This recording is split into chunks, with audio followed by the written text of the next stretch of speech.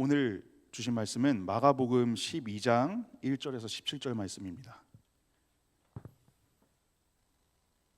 우리 교독하면서 읽으실 텐데요. 마가복음 12장 1절에서 17절 말씀입니다.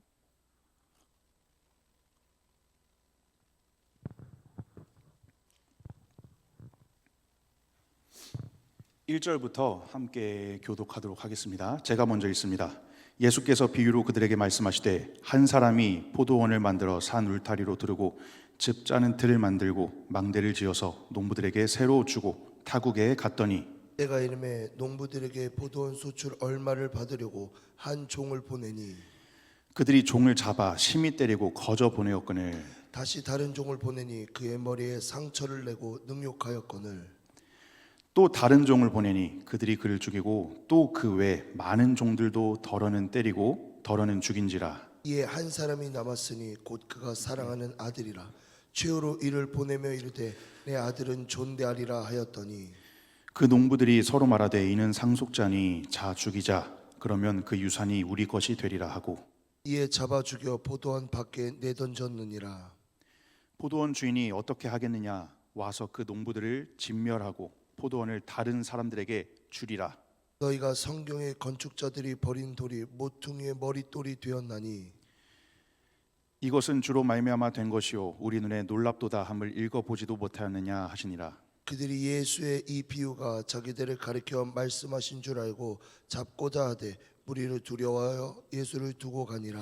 그들이 예수의 말씀을 책잡으려 하여 바리새인과 헤롯 땅 중에서 사람을 보내매 와서 이르되 선생님이여 우리가 아노니 당신은 잠드시고 아무도 거리끼는 일이 없으시니 이는 사람을 외모로 보지 않고 오직 진리로서 하나님의 도를 가르치심이니이다. 가이사에게 세금을 바치는 것이 옳으니이까 옳지 아니하나이까. 우리가 바치리이까 말리이까 한데 예수께서 그 외식함을 하시고 이르시되 어찌하여 나를 시험하느냐 데나리온 하나를 가져다가 내게 보이라 하시니 가져왔거늘 예수께서 이르시되 이 형상과 이 글이 누구의 것이냐 이르되 가이사의 것이니이다. 마지막 절 함께 합독합니다. 시작. 이에 예수께서 이르시되 가이사의 것은 가이사에게 하나님의 것은 하나님께 바치라 하시니 그들이 예수께 대하여 매우 놀랍게 여기더라. 아멘. 우리 마지막 절 한 번만 더 합독하도록 하겠습니다. 시작. 이에 예수께서 이르시되 가이사의 것은 가이사에게 하나님의 것은 하나님께 바치라 하시니 그들이 예수께 대하여 매우 놀랍게 여기더라. 아멘. 아멘. 예수님께서 예루살렘 성전에 입성하셨습니다. 그리고 지난 어제까지 살펴본 바와 같이 성전에서 장사하는 사람들을 다 내쫓으셨죠. 예수님의 권세로 그리 하셨던 겁니다. 그러면서 성전이 원래 본래의 목적 만민이 기도하는 집이 아니라 강도의 소굴이 된 것을 책망하셨죠. 그리고 그 모든 것을 뒤엎으셨습니다. 거룩한 공간이었던 성전이 그 본래의 목적을 잃어버리고 온갖 인간의 불의와 탐욕 그 도구로 사용되어지고 그리고 거짓된 권위가 지배하는 공간이 되어버렸습니다. 그 성전이 그렇게 된 것을 책망하셨고 그리고 그 안에서 사사로운 이익을 탐하는 자들을 책망하신 것입니다. 이에 종교 지도자들이 크게 분노합니다. 그래서 예수님께 물어봤죠. 어제 살펴봤던 내용입니다. 누가 당신에게 이런 권세를 주었느냐라고 묻죠. 사실 이들의 이 질문의 의도는 분명했습니다. 예수님의 권위를 부정하려는 질문이었죠. 자신들의 이 이익과 탐욕 그것을 이룰 수 있는 것들이 위협받자 예수님의 권세를 물어보면서 누가 당신에게 이런 권세를 주었느냐고 부정하려는 질문, 의도가 있는 질문을 하신 것입니다. 오늘 살펴본 본문 악한 농부 비유와 세금 논쟁 모두 어제까지 살펴본 이 내용과 이어져서 모두 하나님의 권위 앞에서 인간이 어떻게 반응하는지를 보여줍니다.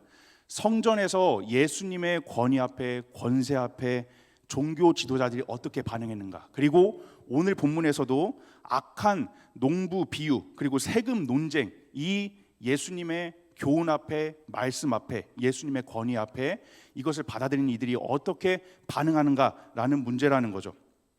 결국 예수님의 권위 앞에서 인간이 어떻게 반응하는가 하는 문제입니다. 예수님은 이들의 의도를 다 아셨습니다. 다 아셨기에 곧바로 대답하지 않으시고 오늘 본문에 마가복음 12장 1절과 같이 비유로 이들을 교훈하십니다. 우리 마가복음 12장 1절을 함께 읽어보도록 하겠습니다. 시작. 예수께서 비유로 그들에게 말씀하시되 한 사람이 포도원을 만들어 산 울타리로 두르고 집 짜는 틀을 만들고 망대를 지어서 농부들에게 새로 주고 타국에 갔더니. 아멘. 예수님께서는 이 진리를 보다 효과적으로 전달하시기 위해서 이 비유를 사용하시죠. 당시에 이 배경을 좀 살펴볼 필요가 있는데요. 당시 유대 사회는 농업 중심의 사회였죠. 그래서 이들에게 이 포도원이라는 것은 경제적으로 사회적으로 아주 큰 가치가 있는 자산이었습니다.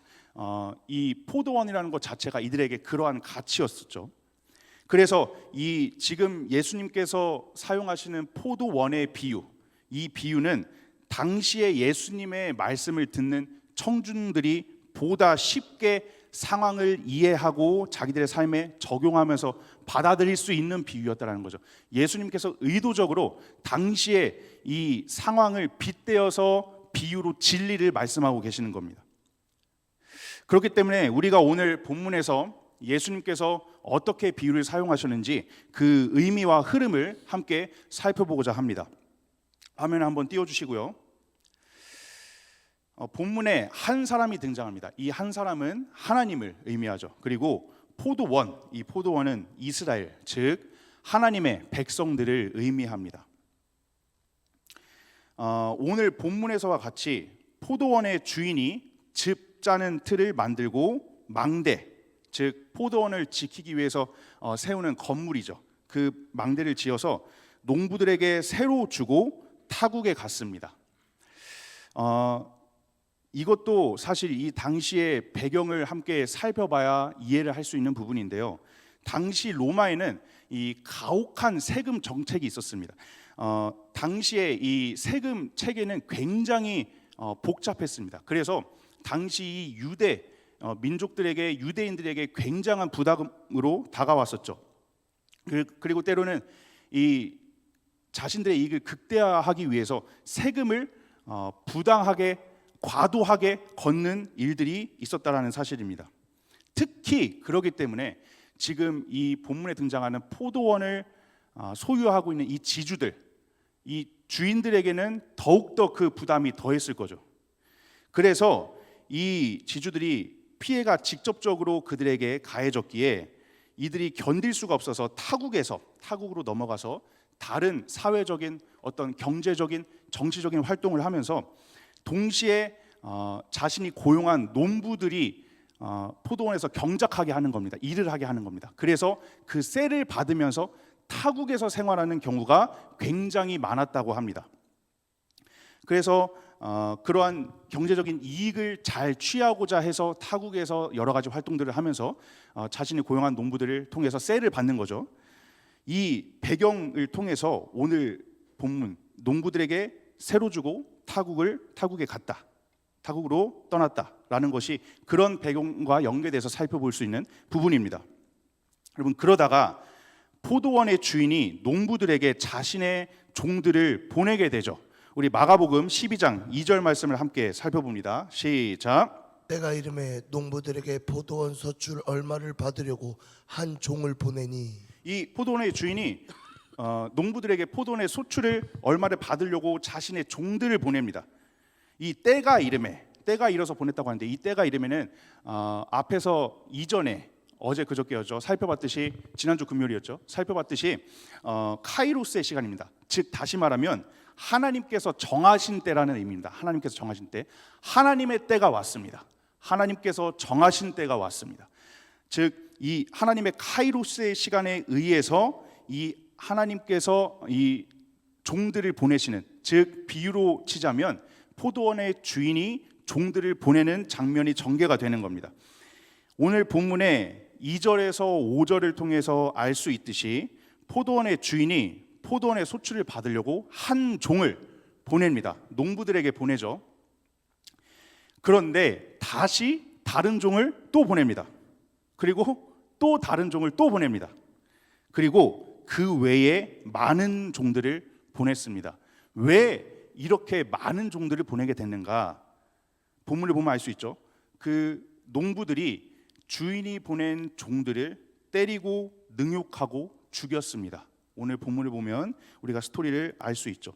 계속해서 이 포도원의 주인이 농부들에게 종들을 보낸 겁니다. 계속해서 보내고 또 보내고 또 보내고 또 보낸 겁니다.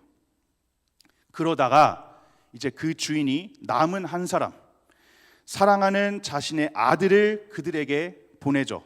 그렇지만 그 아들까지도 죽이고 이들이 포도원 밖에 그 아들을 던지게 됩니다. 마가복음 12장 7절에서 8절입니다. 우리 함께 선포합니다. 그 농부들이 서로 말하되 이는 상속자니 자 죽이자. 그러면 그 유산이 우리의 것이 되리라 하고 이에 잡아 죽여 포도원 밖에 내던졌느니라. 아멘. 본문에서처럼 농부들이 상속자니 죽이자. 그러면 그 유산이 우리 것이 되리라 하고 이에 잡아서 포도원 밖에 내던졌다고 이야기합니다. 포도원 주인이 지금 오늘 본문을 통해서 농부들에게 여러 종들을 보낸 것처럼 사실 오늘 이 본문의 말씀을 받아들이는 하나님께서는 우리에게 여러 선지자들을 보내시며 회개를 요청하셨습니다. 이 종들, 하나님께서 계속 보내신 이 종들은 여러 선지자들을 우리가 의미한다고 볼 수 있습니다. 여러 선지자들을 통해서 계속해서 회개를 요청하셨죠. 계속해서 회개를 촉구하셨습니다. 그런데 우리가 끝까지 그것을 거부하다 못해 끝내는 그 주인의 아들, 상속권을 가진 그 주인의 아들, 즉 예수 그리스도를 우리가 거부하기까지 이르게 된 것입니다. 계속해서 거부하다 못해 하나님의 아들 예수 그리스도까지 우리가 거부하게 된 것이죠. 우리가 주목할 사실은 여러분, 하나님께서 우리에게 계속해서 거부함을 통해서도 불구하고 거부함에도 불구하고 계속해서 우리에게 여러 종들을 통해 말씀하시고 다가오셨다라는 사실입니다. 우리가 계속해서 동일한 자세로 거부하고 그들을 내쳤지만 그 하나님의 말씀을 듣고자 하지 않고 거부했지만 그러나 하나님께서 우리에게 계속해서 찾아오시고 말씀하셨다라는 사실이죠. 여기서 이 아들은 주인의 아들은 상속자이자 그 주인의 권위를 대표합니다. 즉 다시 말하면 이 주인의 아들, 그 아들의 권위를 거부했다는 것은 그 주인의 권위를 거부했다는 것과 동일합니다. 다시요, 쉽게요. 우리가 예수님의 권위를 거부한다는 것, 그것은 하나님의 구속 계획, 우리를 향한 하나님의 구속 계획 자체를 거부하는 것과 동일하다라는 겁니다. 예수님을 자신들의 주인, 구원의 주로 인정하지 않는 행위였다라는 거죠. 오늘 이 농부들의 모습을 보면 알 수 있습니다. 농부들이 예수님을 자신의 주인, 즉 구원의 주로 받아들이지 않고 있습니다. 이 포도원은 분명히 주인의 것이었습니다. 하나님의 것이었죠. 그래서 하나님께서 보내신 아들, 그 주인이 보낸 아들의 권위를 인정하지 않고 상속권을 인정하지 않고 그 거부하고 내치게 되는 그 농부들의 자세를 우리가 볼 수 있죠. 마치 이 농부들은 자신들의 종교적인 권위만 중시하면서 자신들의 소출을 중시하면서 예수님을 단지 구원자가 아니라 주인이 아니라 선지자 또는 논쟁 상대 이 정도로만 보았던 이 종교 지도자들의 모습을 발견할 수가 있는 겁니다. 이 포도원의 주인이 하나님이시다는 사실을 인정하지 않고 자신들의 권위만 주장하고 있는 거죠. 자신들의 소유권을 주장하고 있는 겁니다. 그들은 하나님께서 보내신 예수님을 인정하지 않으므로 자신들의 소출을 하나님께 바치기를 거부했습니다. 하나님께 다 드려야 함에도 마땅하고 이들이 그것을 거부한 것이죠. 분명하게 깨달아야 할 것은 다시 한번 우리가 나누지만 포도원의 주인은 하나님이셨다라는 사실입니다. 여러분, 그렇기에 이렇게 소출을 하나님께 바치지 않는 우리의 태도, 우리의 자세, 그리고 이 본문의 농부들의 자세는 즉 하나님과의 관계를 거부하는 것과 마찬가지라는 사실입니다. 왜냐하면 마땅히 하나님께 드려야 할 것을 드리고 있지 않기 때문에, 그 포도원의 주인이 하나님이라는 사실을 인정하고 하나님께 다 드려야 하는데 그러지 않고 있는 이 농부들의 자세를 우리가 발견할 수 있는 겁니다. 즉 하나님과의 관계를 거부하는 거죠. 하나님께서 보내신 아들의 권위를 인정하지 않는 것, 그것은 즉 하나님과의 관계를 거부한다는 사실입니다. 우리 요한복음 1장 11절에서 12절 함께 선포하겠습니다. 자기 땅에 오매 자기 백성이 영접하지 아니하였으나 영접하는 자 곧 그 이름을 믿는 자들에게는 하나님의 자녀가 되는 권세를 주셨으니. 아멘. 자기 땅에 오매 자기 백성이 영접하지 아니하였대요. 예수님의 권위를 인정하지 아니하고 예수님께서 우리의 주인이시다라는 사실, 모든 것의 주인이시다라는 사실, 구원자라는 사실을 인정하지 아니한 겁니다. 영접하지 아니한 겁니다. 그런데 12절에서의 말씀과 같이 영접하는 자 곧 그림을 믿는 자들에게는 하나님의 자녀가 되는 권세를 주셨다고 말씀하십니다. 이 포도원은 하나님의 것이었기에 하나님이 주인 되심을 인정해야 합니다. 과연 우리가 이 본문의 말씀 앞에 농부들의 태도를 통해서 우리의 신앙의 자세를 어떻게 적용하며 나아갈 수 있을까? 첫 번째로는 하나님이 주인 되심을 인정한다라는 사실입니다. 그렇게 돼야 우리의 모든 소출들, 삶의 모든 영역들을 하나님께 돌릴 수 있다라는 거죠. 그런데 그것이 결코 우리의 힘만으로는 되는 것이 아니라 예수 그리스도를 통해서만 가능하다라는 겁니다. 뒤에서 살펴볼 테지만 하나님의 주인 되심을 인정함으로 우리는 우리의 모든 것들을 하나님께 드릴 수 있다라는 겁니다. 우리 오늘 본문의 7절 말씀 한번 살펴볼 텐데요. 7절 한번 띄워주시겠습니까? 제가 말씀을 보내드리지는 않았지만 7절 한번 띄워주시면 감사하겠습니다. 7절 만약에 화면이 띄워지지 않으면 제가 읽어보도록 하겠습니다. 오늘 본문의 7절 말씀. 그 농부들이 서로 말하되 이는 상속자니 자 죽이자. 그러면 그 유산이 우리 것이 되리라 하고, 여기서 그 유산이 우리 것이 되리라라고 이들이 이야기합니다. 그래서 사실은 우리가 이 말씀을 통해서 적용할 수 있죠. 과연 이 농부들이 단순한 탐욕으로 인해서 이 주인의 종들을 내쳤는가라는 겁니다. 단순한 그들의 탐심을 통해서 그들의 주인의 종들을 내치게 되었는가 하는 문제죠.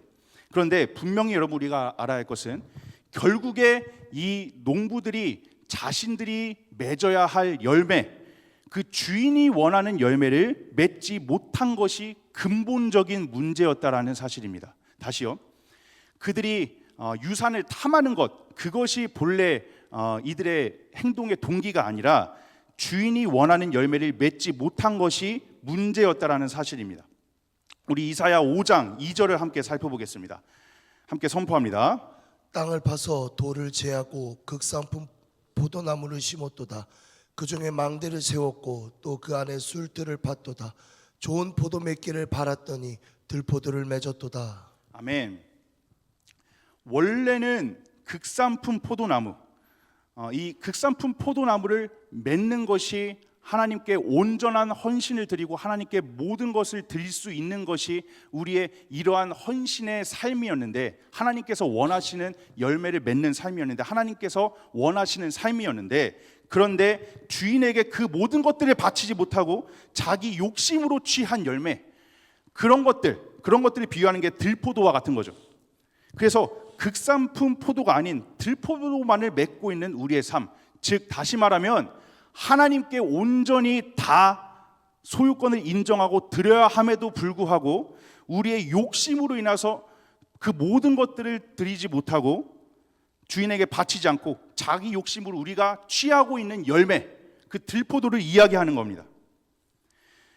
우리가 우리의 의지와 노력으로는 이 온전한 헌신을 드릴 수가 없다라는 겁니다. 우리가 먼저 사실은 인정해야 되는 사실은 우리가 우리의 힘으로 이 온전한 것들을 드릴 수 없다라는 거죠. 바로 우리가 이 온전한 것들을 드리기 위해서는 예수 그리스도를 통하지 않고서는 불가능하다라는 사실입니다. 다시 말하면 극상품 포도가 아닌 들포도를 맺은 우리를 위해서 예수님께서 죽으러 오셨다는 사실입니다. 사실 오늘의 본문이 십자가의 죽음에 초점을 맞추고 있습니다.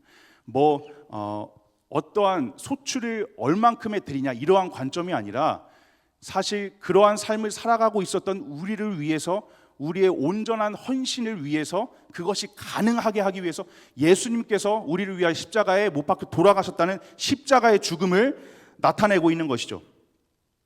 우리 마가복음 12장 10절 말씀 함께 선포합니다. 너희가 성경의 건축자들이 버린 돌이 모퉁이의 머릿돌이 되었나니. 아멘. 계속해서 우리의 생각과 우리의 연약함으로 인해서 우리의 환경에 짓눌려서 온전한 순종, 온전한 헌신을 하지 못하고 있는 우리를 위해서 끊임없이 불순종하고 끊임없이 우리의 이익만을 챙기고 있는 우리의 삶을 위해서, 그리고 그 삶이 온전한 헌신의 길을 걷도록 하기 위해서 예수 그리스도께서 죽임을 당하셨다는 사실입니다. 오늘 본문에 보니까 너희가 성경에 건축자들이 버린 돌이 모퉁이의 머릿돌이 되었나니, 예수님께서는 하나님의 나라를 세우는 가장 중요한 돌, 모퉁이 돌이 되셨다라는 사실입니다. 예수님께서 모퉁이 돌이 되심으로 말미암아 우리가 하나님 앞에 온전히 헌신할 수 있는 길이 열렸다라는 사실이시죠. 한 알의 밀알이 땅에 떨어져 죽으면 많은 열매를 맺습니다.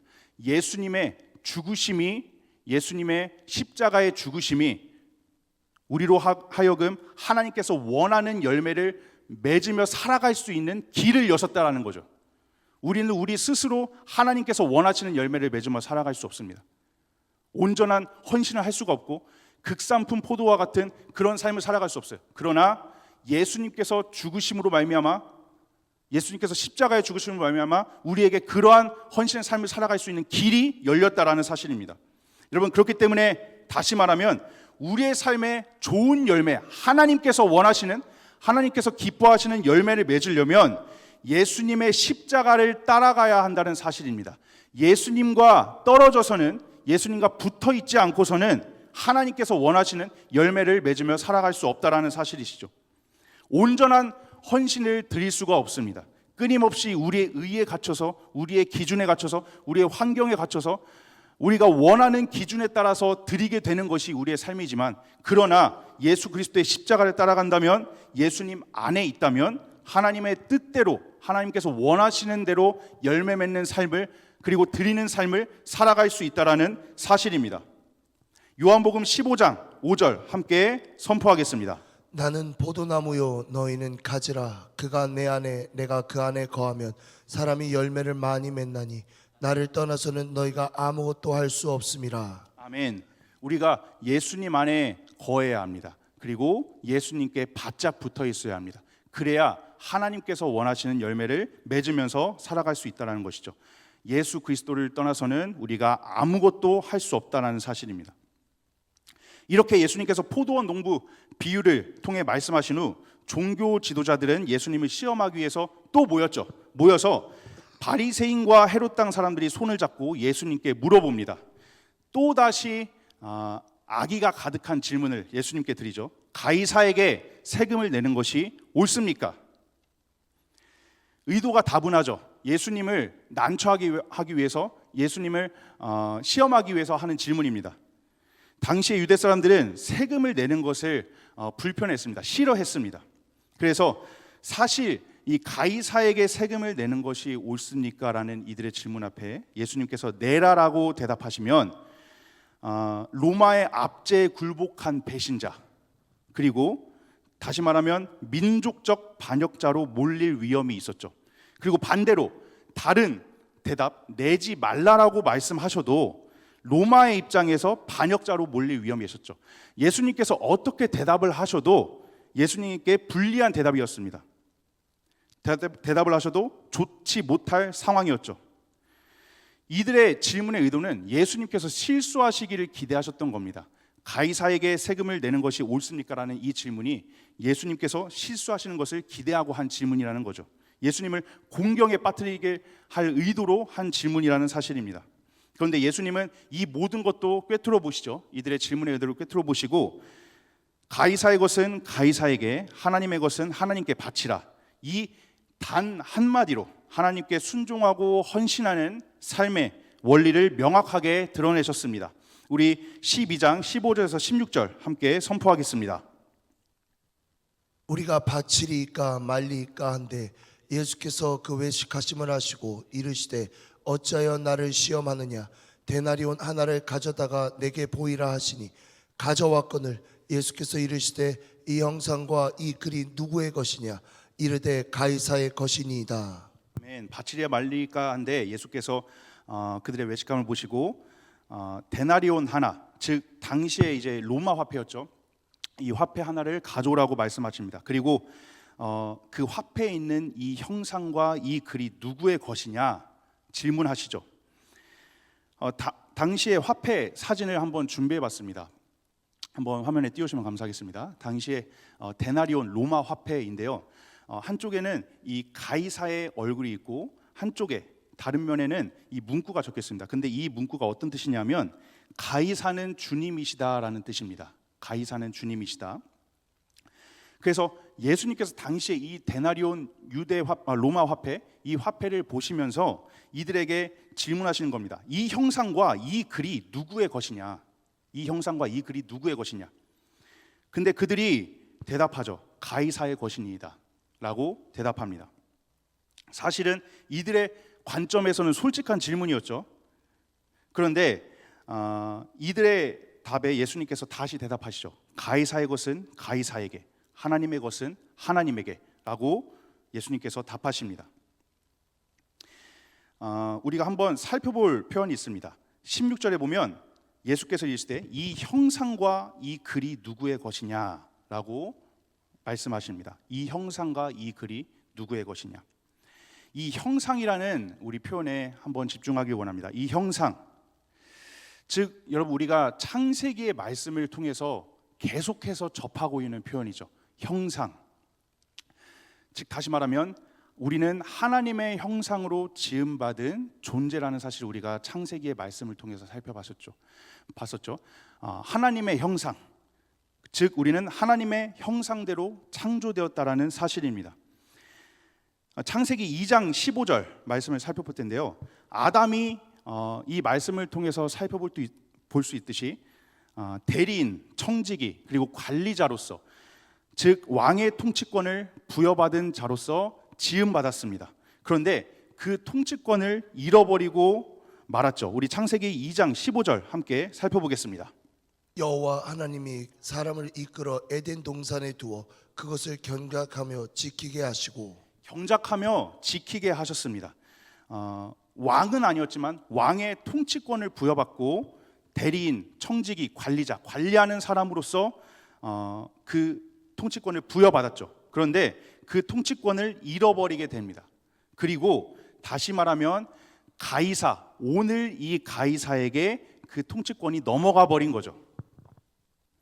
이 17절에 있는 바치라라는 표현 우리가 한번 주목해 보길 원합니다. 17절 한번 띄워주시면 감사하겠습니다. 17절 제가 읽겠습니다. 이에 예수께서 이르시되 가이사의 것은 가이사에게, 하나님의 것은 하나님께 바치라 하시니 그들이 예수께 대하여 매우 놀랍게 여기더라. 여기서 이 바치다라는 이 원어의 의미를 우리가 살펴보면 되돌려 놓다라는 의미입니다. 바치다라는 의미가 되돌려 놓다라는 의미입니다. 즉 하나님의 형상을 되돌려 놓으라라는 것이 이 바치다의 원어의 의미입니다. 진짜 의미라는 거죠. 즉 다시 말하면 바치다, 하나님의 형상을 되돌려 놓으라라는 것입니다. 하나님께서 질문하셨습니다. 그리고 이들이 대답했죠. 가이사의 형상입니다. 그래서 가이사가 사실 이들의 진짜 원래 형상이면, 그렇게 가이사가 기준이면 그렇게 살아가고 그렇게 바치라는 의미지만, 그러나 하나님의 것이면 모든 소유가 모든 것이 하나님으로부터 비롯된다는 사실을 인정한다면 하나님의 주권을 인정하고 그분께 영광을 돌려라라는 사실입니다. 사실 세금 문제를 뛰어넘어서 세금의 논쟁을 뛰어넘어서 이거는 하나님의 주권과 통치를 이야기하고 있는 아주 중요한 교훈이죠. 단편적인 교훈이 아닙니다. 하나님의 주권과 통치를 이야기하고 인정하는 교훈이라는 사실이시죠.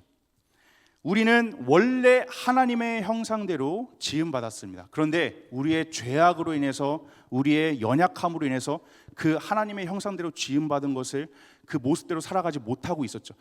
우리의 삶에 끊임없이 우리가 환경을 통해서 상황을 통해서 누리게 되는 그 모든 상황들 가운데에서 하나님께 온전한 헌신을 드리지 못하고 우리의 기준에 따라서 우리가 생각하는 대로 우리가 원하는 대로 하나님께 드리는 삶, 하나님께 헌신하는 삶을 살아가고 있는데 사실은 그게 하나님께서 원래 우리를 만드신 형상대로 창조하신 게 아니라는 사실입니다. 하나님께 온전히 바치는 삶, 그 삶이 회복되는 것이 곧 하나님께서 원래 우리를 창조하신 통치권, 그것까지 되찾는 하나님의 형상을 회복하는 사실이라는 것이죠. 우리의 삶을 짓누르는 여러 가지 압제들이 있습니다. 우리의 현재의 삶 가운데서도 이 본문의 배경을 통해서도 마찬가지고 지금 현재를 살아가는 우리의 삶에서도 우리의 삶을 압제하는 것들이 있습니다. 그리고 앞에 본문에서 살펴봤듯이 스스로 그 성전 안에서도 그것을 만들어 놓았죠. 끊임없이 만민이 기도하는 집이라는 그 본래의 목적을 잃어버리고 성전 안에서 자신들의 이익을 취하며 유익을 취하는 그 모습들, 그런 선까지도 우리가 이 상황들 안에서 우리가 만들어 놓았다는 사실입니다. 그런데 오늘 본문이 이야기하는 것은, 오늘 하나님께서 우리에게 말씀하시는 것은 어떠한 그 상황과 압제 속에서도 배경 속에서도 하나님의 것은 하나님에게, 즉 모든 것이 하나님으로부터 비롯되었으니 하나님의 것은 하나님에게, 하나님께 영광을 돌려야 한다는 사실을 이야기하고 있는 겁니다. 그것이 오늘 우리가 발견할 수 있는 하나님의 형상을 회복하는 삶이다라는 사실입니다. 그런데 이 하나님의 형상을 회복하는 것은 앞서서 우리가 살펴봤듯이 우리의 힘으로는 할 수 없다라는 사실이에요. 나는 포도나무요 너희는 가지니, 포도나무 대신 주님께 우리가 붙어 있을 때에 하나님께 온전한 헌신을 할 수 있다는 사실입니다. 우리가 예배의 영역을 바라봤을 때도 마찬가지입니다. 우리의 힘으로는 하나님께 온전한 예배, 순전한 예배를 드릴 수가 없어요. 우리를 통해서 십자가에 못 박혀 돌아가신 예수 그리스도의 피를 힘입지 않고서는 하나님께 온전한 헌신과 순종을 드릴 수 없는 연약한 존재들입니다. 그렇기 때문에 그 예수님께 붙어 있지 않고서는 우리가 하나님께 온전한 삶을 드릴 수 없다라는 사실입니다. 그렇기 때문에 하나님께 온전한 삶을 드리는 것, 곧 이것은 예수님께 붙어 있는 삶, 그 삶으로부터 시작된다라는 사실입니다. 오늘 이 자리를 통해서 다 같이 함께 나누고 싶은 말씀이 있습니다. 교훈은 우리가 반드시 우리의 삶에서 예수 그리스도께 붙어 있어야 한다는 사실입니다. 예수 그리스도 안에 거해야 한다는 사실입니다. 그분을 통하지 않고서는 우리가 하나님께서 기뻐하시는 열매를 맺을 수 없고 기뻐하시는 예배를 드릴 수 없다는 사실입니다. 기뻐하시는 순종, 기뻐하시는 헌신을 드릴 수가 없다는 사실이시죠. 하나님께서 우리에게 원하시는 열매는 분명히 있습니다. 하나님께서 우리에게 원하시는 헌신이 분명히 있습니다.